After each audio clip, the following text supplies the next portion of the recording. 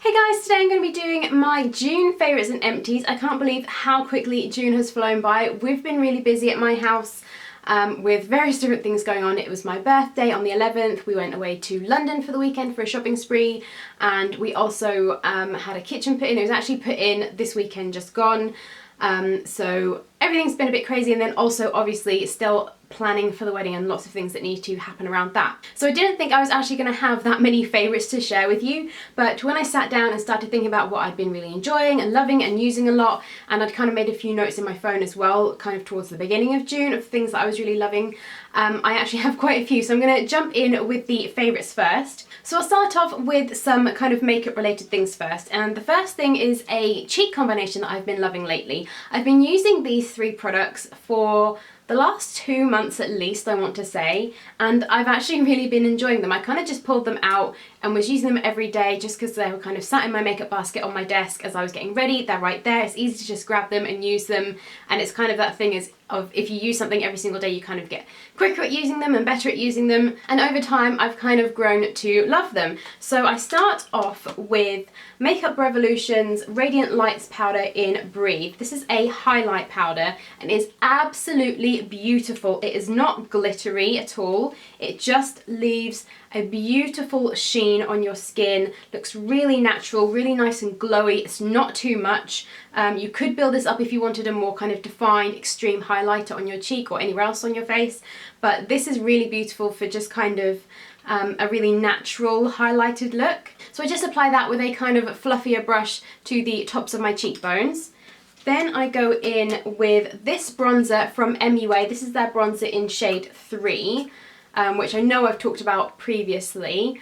It looks quite dark, but it doesn't go on as dark as this. It's kind of a bit of a sheerer bronzer. It's not going to show up as much. You can again build it up, and it's a matte bronzer as well, so again it's not going to add any of that glittery flecks to your face, and this is great. Again, I apply this with a really large fluffy powder brush and apply that kind of in the contour areas. I don't do any heavy contouring, but I kind of focus it underneath my cheekbone here and then take it up around my forehead, kind of flip the brush so it's on the fatter side, and then kind of blend out there and then take it kind of under my jaw and down my neck a little bit. I've been doing that every day as well. Love that. And then finally the last product is a blush. Again, it's another MUA product, and this is their blusher in Candy Floss. And this is just a nice kind of muted everyday natural kind of pink. This one does have a little bit of shimmery flecks in it, but it's not too bad. It kind of comes off more matte than shimmery, and it's just a really nice kind of pretty everyday pink flush, and that just sits nicely on my cheeks, and all three together just look beautiful together, and I have loved wearing them. And all three of these products are really inexpensive from the drugstore. I think all three of them are available at Superdrug, and all of them are under £5, I want to say. I think the Makeup Revolution highlighter might be £5, but the MUA products I think are maybe no more than £2, £3. So they are the first products that I've been absolutely loving this month. Next is a makeup brush. This is Zoeva's 227 Luxe Soft Definer brush, which I got in their eye kit for my birthday this year, which if you haven't seen my birthday haul, I will leave that link below in case you want to check it out. But this is probably my favourite brush from the set. I haven't tried all of the brushes yet. I've kind of been experimenting with different ones over the past couple of weeks, but this is my favourite brush, not just from that set, but I think out of all of my eye brushes, I think this is my favourite one. It's the best eyeshadow brush of this kind that I've found. It's the one that's kind of a bit tapered, it's kind of flatter on one side, rounded. It's great for applying colour into the crease and then blending it out. It blends everything so beautifully, and it is so soft. I think it's one of the softest brushes I have ever had, and I absolutely love this. So this has definitely been a favourite. Moving away from the beauty products into something that's maybe a little more out there, my next favourite is this little chunk of rose quartz crystal. Now, this might seem a bit kind of hippy-dippy to some of you, a bit kind of new agey, and I'm sure there are a lot of you that are watching, and I know a lot of people out there in the world that think this is kind of mumbo jumbo and doesn't really work, it's all in your head, and kind of put no stock in crystals. But for years I've always kind of been into that side of things and have always loved crystals, and I didn't have any for quite a while. And I think it was maybe sort of mid-May, maybe towards the end of May, I decided I wanted to get some more crystals. So I went out and picked up a few, and one of them was this rose quartz. And this has been great for when I feel like I need to be a bit kinder to myself, if I've kind of been having a lot of negative self-talk and kind of putting myself down a lot. I know most of us have those moments in our life where we can be really negative and harsh on ourselves, and this has been really great for stopping that negative self-talk and kind of replacing it with kinder, more loving thoughts towards myself. Whether that is the actual crystal itself doing anything, or whether it's more kind of whenever I see this or whenever I touch this, it kind of reminds me to be more kinder to myself. Who knows? But yeah, this has been really great. I kind of, when I feel like I need to be more kind to myself, I'll kind of have this with me, I'll take it to work with me and have it set on my desk, and every time I kind of glance at it throughout the day, it just kind of reminds me to think more kinder thoughts towards myself, not to be so harsh on myself. So there's been a lot of times this past month where I've really needed this, so that's definitely been a favourite for this month. Next I have a couple of books. So first off, I have Liane Moriarty's The Last Anniversary. I am loving this book so much. It's such a different, like the writing style is so different from anything that I've been used to in the past.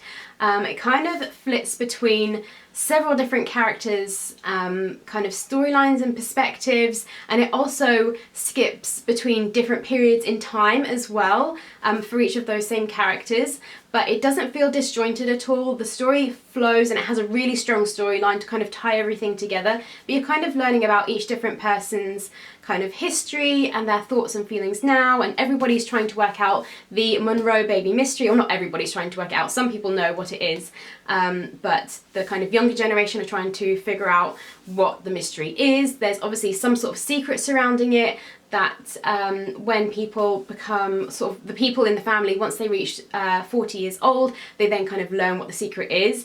At the point that I'm in the story, we don't know what that secret is. It's kind of a big mystery. It's such an intriguing story. I absolutely love this. Normally when I read a book, I tend to read these kinds of books at night, and I'll aim to read a chapter a night, but with this book I've been reading 2 chapters a night because it's just so good. Highly, highly recommend it. I'll quickly read you what the back says so you can kind of get a bit of a better understanding of what the story's about in case you're interested in it. It says, one abandoned baby, 2 sisters with a secret, 1 chance to rewrite the past. Over 70 years have passed since sisters Rose and Connie Doughty found an abandoned baby near their home on the island of Scribbly Gum. With no one to take care of it, Rose and Connie took the baby in as their own. Since then, the Monroe baby mystery has brought fame and fortune to Scribbly Gum on the tourist map, especially for the island's annual celebration. But now, with Connie dead and outsider Sophie Honeywell about to move into her home, Rose begins to wonder if they've made the right decision all those years ago. How much longer can they cover up the lie that has sustained their community for generations? And what other secrets are about to be revealed? So just the kind of write-up on the back alone makes this sound really intriguing, but as soon as you jump into this, it's such an interesting story and I can't wait to find out. Yeah, absolutely love that. Definitely a favourite. I keep saying that everything is definitely a favourite, but obviously everything is a favourite because if it wasn't, it wouldn't be my favourites videos. Anyway, moving on, the next book is Deliciously Ella Everyday. This is such a great recipe book, for myself especially because I am going on that more plant-based diet route.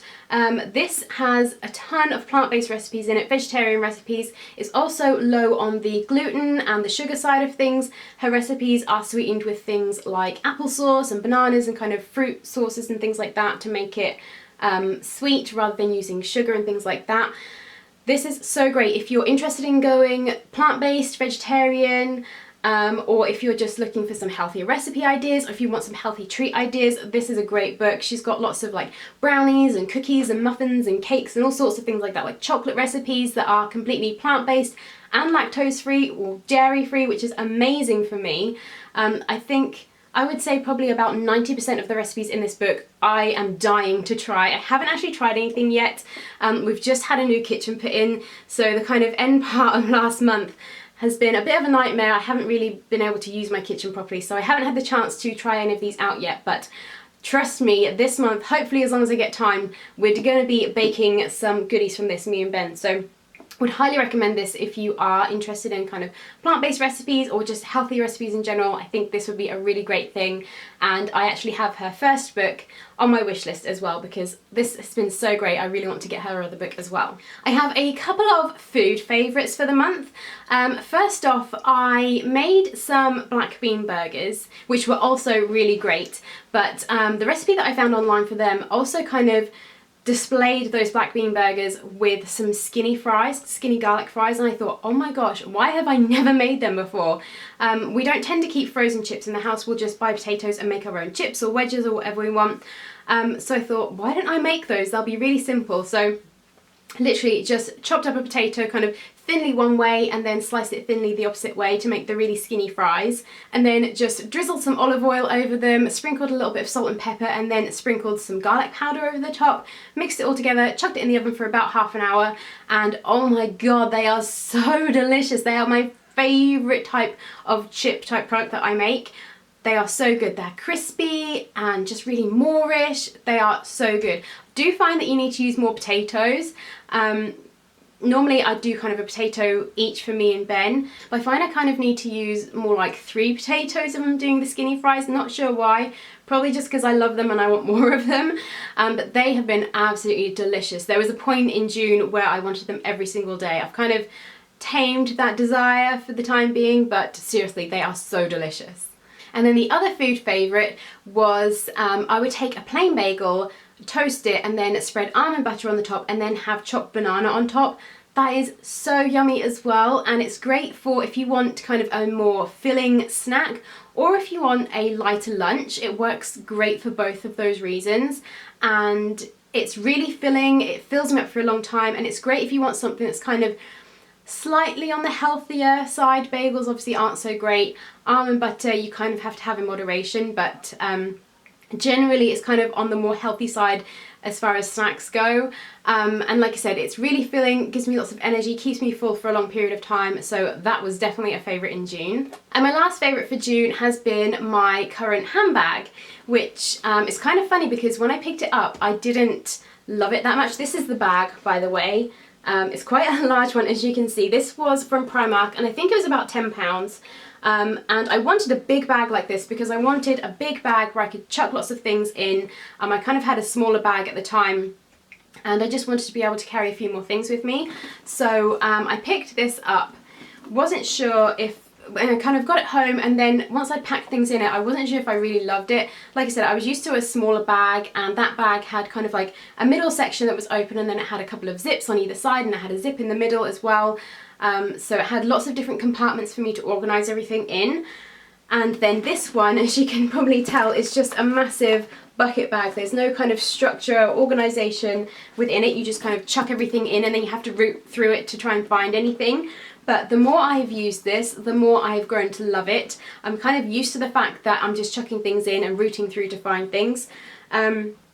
But it's been great because normally sort of going to work, I would have my handbag with all my stuff, and then I'd take a separate carrier bag that would have my food for the day and my bullet journal and kind of any other bits of pieces, papers, anything else that I wanted to take with me would be in that separate carrier bag. And this has been great because I can just literally chuck everything in this one bag and just take this, and it fits so much in it. And it does have a little bit of organisation. It has this little open pocket at the front here where I tend to slip my phone, and then it has this little zip compartment on the inside where I tend to keep my, I have like a little mirror in there and a lip balm and rescue remedy and stuff like that. If you want me to do an updated what's in my bag video, let me know in the comments below and I can do that. But that was my last favourite for the month, so let's get on with my empties now. Thankfully I don't have too many empties because I know I kind of waffled on a bit with the favourites. So first off, I have the Petite Dry Shampoo for medium brunette hair, I think this is. I repurchased this, but I picked up the darker brunette version and I don't like that one as much. It still smells the same, but I just find it's more powdery, and kind of if I was to run my hands through my fingers through my hair, I would get kind of the residue on my hands, and I didn't really like that as much. So I would definitely go back to repurchasing this version of it, but I always have a can of this on hand and absolutely love it. I finished up a tub of Holland & Barrett's vegan multivitamin and mineral pills. These are suitable for vegetarians and vegans. You get 60 capsules. I believe they were on offer at the time when I picked these up. I have another one of these on the go, and these are really great. I picked these up kind of once I'd kind of decided to fully commit to being vegetarian, plant-based. I knew that kind of giving up meat, you kind of have to make sure you're getting enough, is it vitamin B12?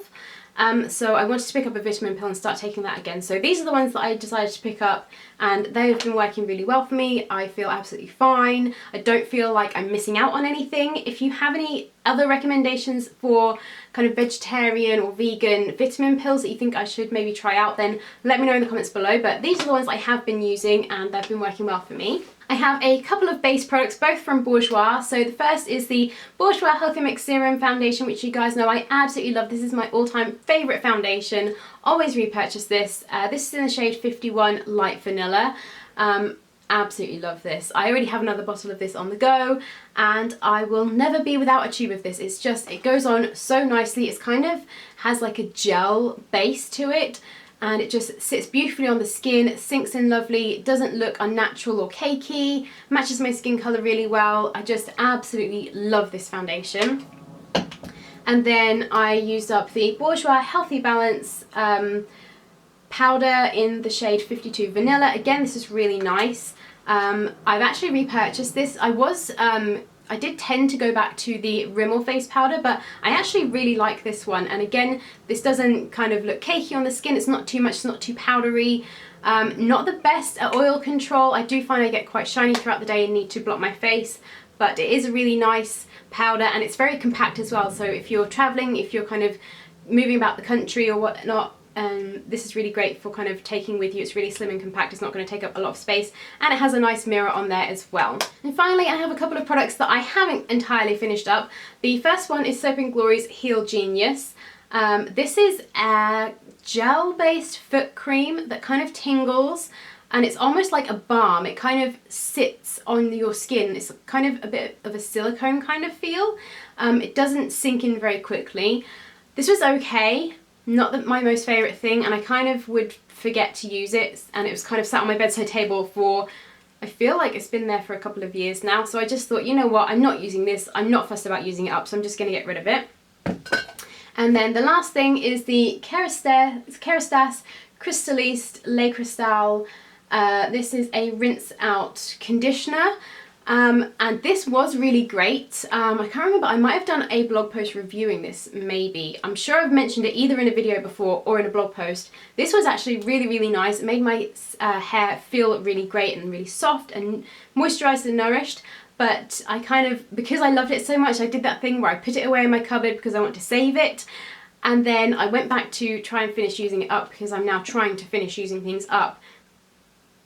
And it doesn't smell great anymore. It doesn't smell too bad out of the tube, but I tried applying this to my hair and it just smelled so strongly of chemicals. I immediately rinsed it out because I thought this is not doing my hair any good. I felt like it was going to burn my hair off. So that I am getting rid of, which is kind of a shame. Thankfully I didn't actually purchase this. It was kind of, I think it was in a beauty box that I got it, so it wasn't like I paid full price for it or anything like that. I got it in a beauty box. But yeah, that was kind of a shame that I'd left it, and this is why I want to use things up rather than just putting them aside and saving them for a special occasion, when really I should just use them up whilst they're still good and at their best. So I'm also getting rid of that. So they were all of my favourites and empties for the month of June. I hope you guys like this video. Make sure you give it a thumbs up if you do. Check out all of my below and subscribe if you're not already to stay up to date with all of my latest videos. But I hope you guys are having a fantastic day, and I will see you in my next video. Bye guys! Hey guys, it's time for my July TBR. Before I jump into that, I just wanted to quickly touch upon how I got on with my June list, because I wasn't as successful as I would have liked to have been.